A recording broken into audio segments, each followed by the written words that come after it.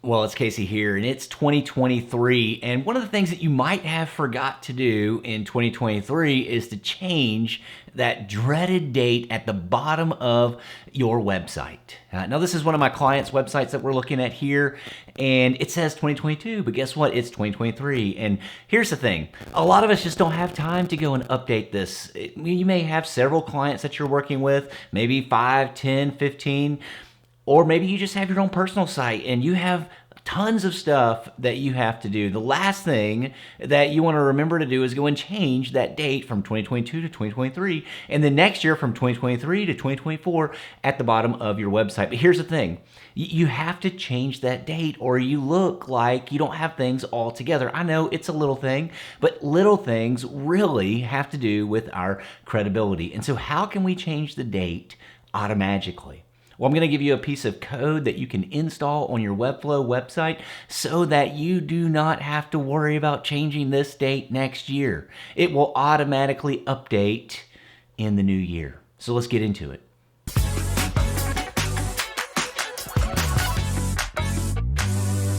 This is one of my client sites. It says 2022 at the bottom. I've yet to update that on their website to 2023, but we're going to do that right now. We're going to do it automatically so that we don't have to worry about that next year. So if we jump into their Webflow project here, one of the first things that we need to make sure is taking place is that our footer, which is typically where this date is going to live, is a component. If you're not working with components, I'm going to have a video coming out on components here shortly, but if you're not working with components currently, you need to begin working with components. It makes life much easier so you don't have to do this on every single website, on every single page on your website.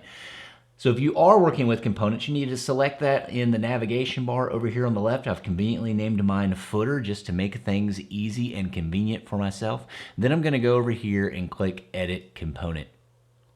Once I do that, the component is actually going to open up. Now, one of the things that I want you to notice on my screen here is this date is at the bottom, and covering that is this little box that says back to instance. We can't remove that box. It's going to remain there in the footer. And so what we need to do first in order to make sure that we can access the date, because typically you put the date down here at the bottom, we want to add our embed to the footer. And this is how we're going to manipulate this. We're going to add an embed code. And so come over here to add element. You can click this plus button, or you can type A, which will open that up automatically, or you can create a shortcut by doing Command E and searching for it. But for our purposes, we're just going to open up the left add bar, and we're going to scroll down here to the advanced section. And in the advanced section, you'll find a number of different things. And one of the things that you will find is the embed element. And so we want to grab that embed element, and we're going to put that at the bottom of our footer. And so we're going to grab that, and we're going to put that at the bottom of our footer component. And then when we put that in there, this is going to open up automatically for us. Now I have a plugin on this here, and so this is why my box shows up just a little bit different than maybe yours. If I turn that off, it's still going to be there, but it's a plugin that I'm using. I'll highlight that plugin in another tutorial.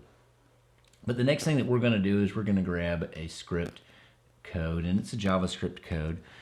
And we're going to take that script code and we're just going to put that in here. Where are you going to get the script code from? You're going to get the script code from my website.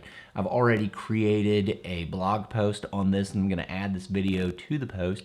But inside this blog post, not only do I have an update the year in your footer automatically, guide that you can read through and get some instructions from, but also have those instructions written out outside of this guide as well as this piece of code.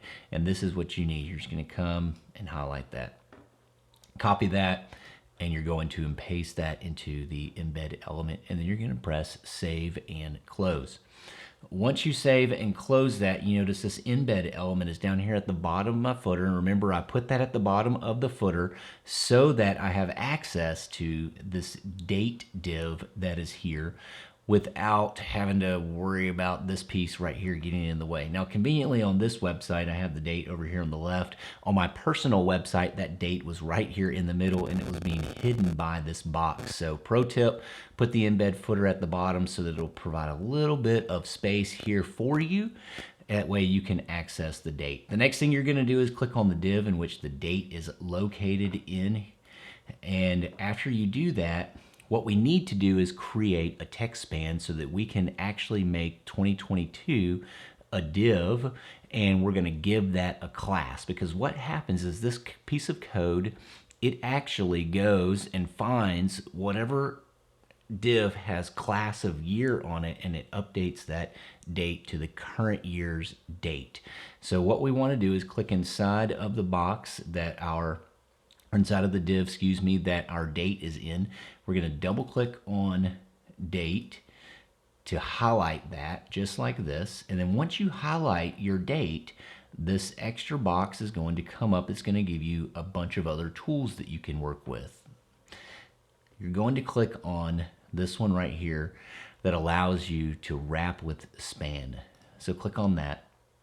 Once you do that, another pro tip, click outside of the box and then click back in on text span. Now, there's no class that's been given to that just yet, so we are going to give that a class. And remember, we need to give that a class of year. So we'll give that a class of year. Yes, we want to create a class. Now our date is wrapped in a span with a class of year. And that's all that we need to do. Back to instance, then we're going to publish this because you're not going to see the change on this site here. This is a custom code embed and it's not going to show up on the actual back end of the site, but it will show up on the front end. And so if we click over to the front end and we scroll down to the bottom, it should say 2023, and indeed it does say 2023. Now, one of the things that you might have noticed is that I actually put this inside of an embed element, and I put that inside of the footer, which remember is a component, very crucial. And I have this particular footer on every page on the website, which means that if I go back over here and I navigate to the About Us page where this same footer is in, and I scroll down to the bottom, the date has been changed as well. Again, the beauty of components. But you want to make sure that instead of putting that over here in this custom code section, you want to make sure that you actually embed the custom code through an embed element inside of the footer, which is a component. Hopefully you got all of that, but that is exactly how you need to do that. And then next year, this is just going to automatically update. You will never have to worry about this again. You will never have to be one of those people who is scrambling weeks out in the new year just to update one number on a website.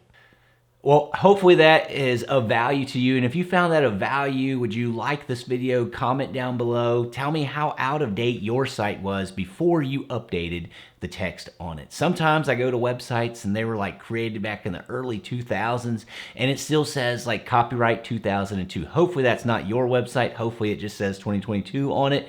Maybe at the worst 2021. But tell me down below, how long ago did you update the date in your Webflow website project? And hopefully you will not have to do this again. If you found some value out of this, again, like it, subscribe. I'm going to be putting out more tutorials on Webflow in the future. Hope to see you on the next video.